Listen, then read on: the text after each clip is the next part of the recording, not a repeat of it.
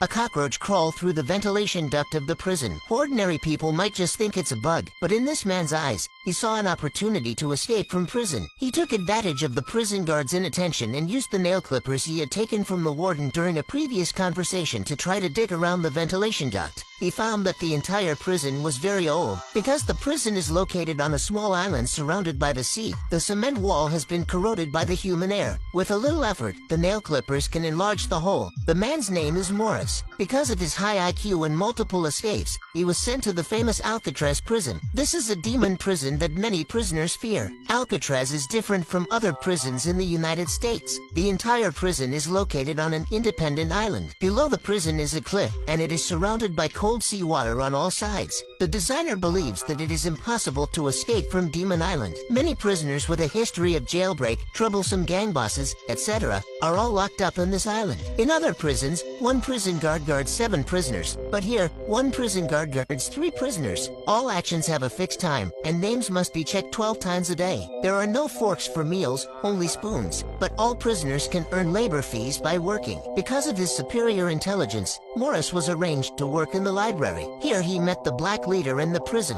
Later, during the airing, he also met a genius painter codenamed Doctor. Morris asked him what the flowers on the painting were. The doctor said that it was something he hid in his heart. Until this day, the warden discovered the portrait he painted of him. He picked it up and looked at it and was not satisfied with it, so he permanently deprived the doctor of his painting rights. This is the doctor's only hobby. Since then, the doctor has become very negative. This day during work, the doctor asked the prison guard for an axe. In order to express his dissatisfaction, he chopped off 3 fingers in front of the prison guard. After the doctor's death, Morris came up with the idea of jailbreak. He thought that he could dig through the ventilation duct in the cell, enter the public passage to the roof from here. He reached an agreement with Carl next door, and then found 2 jailbreak brothers. Let them steal raincoats and cement glue during work, and make life rafts and life jackets. After the division of labor was completed, they immediately started the action. Morris began to dig holes, and Carl, who lived next door, was responsible for observation. But the nail clippers are too small to exert force. Fortunately, Morris quickly thought of a solution.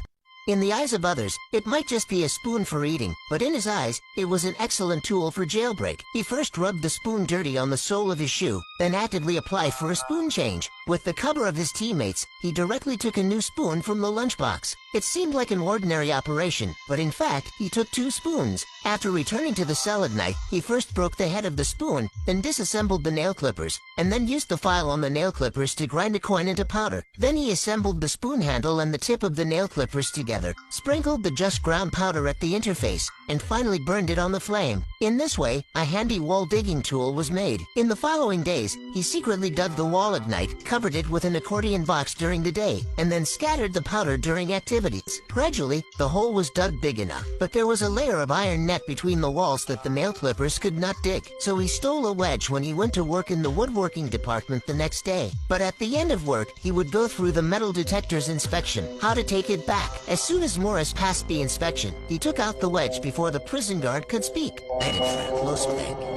The wedge was confiscated by the prison guard without surprise, and Morris was also searched all over. However, the prison guard did not find anything. In fact, the behavior just now was just to cover people's eyes and ears, and there was a mystery hidden in the sole of his shoe. Then he stuck the wedge on the iron net, and then gently kicked it with his foot, and easily removed the iron net. But he couldn't leave rashly, because there were always prison guards coming to check the room in the prison. So Morris used the newspapers issued every day when reading, mixed with soil and water, to make it look like a wall. Then let the teammates ask the prison guard for brushes and paints on the pretext of painting, and paint the fake wall that was made.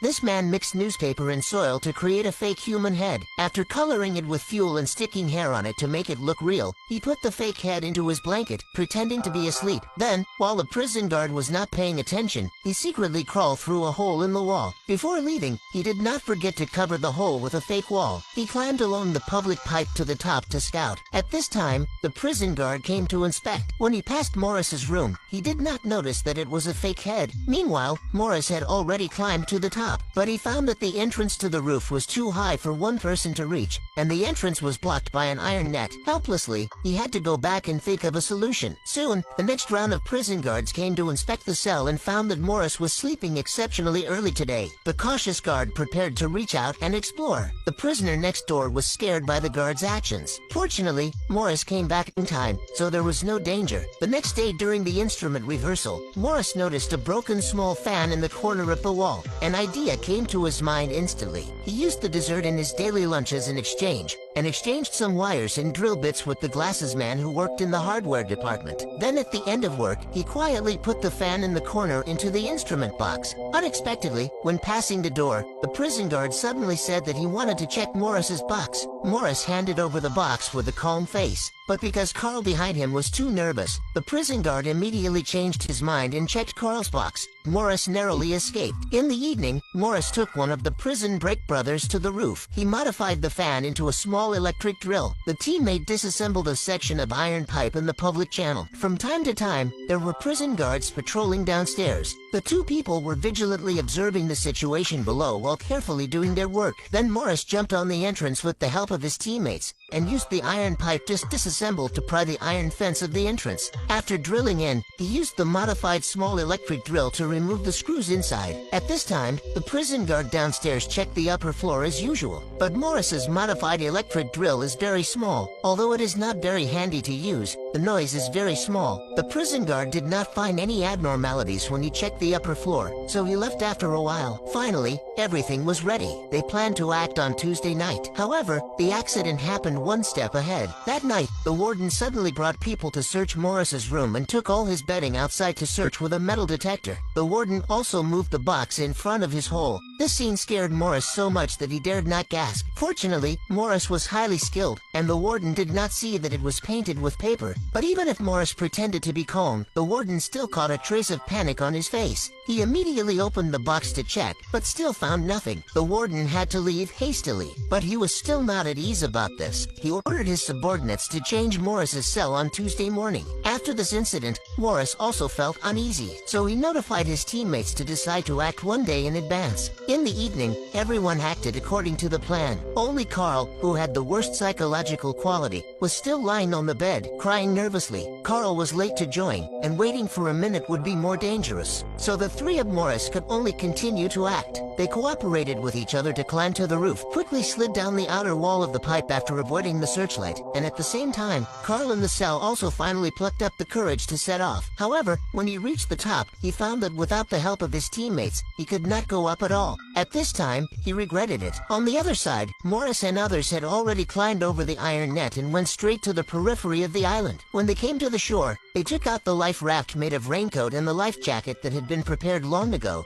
jumped into the sea and headed for freedom. It was not until the prison guard checked the room early the next morning that he found Morris's fake head. The prison immediately sent a large number of people to search and salvage in the nearby sea area, but there was no result. Alcatraz prison also closed a year later. The film was adapted from the famous event of Devil Island prison break in San Francisco, USA in 1962. Now decades have passed, and the three people who escaped from Devil Island have not been found by the police, and Escape from Alcatraz has been remade countless times.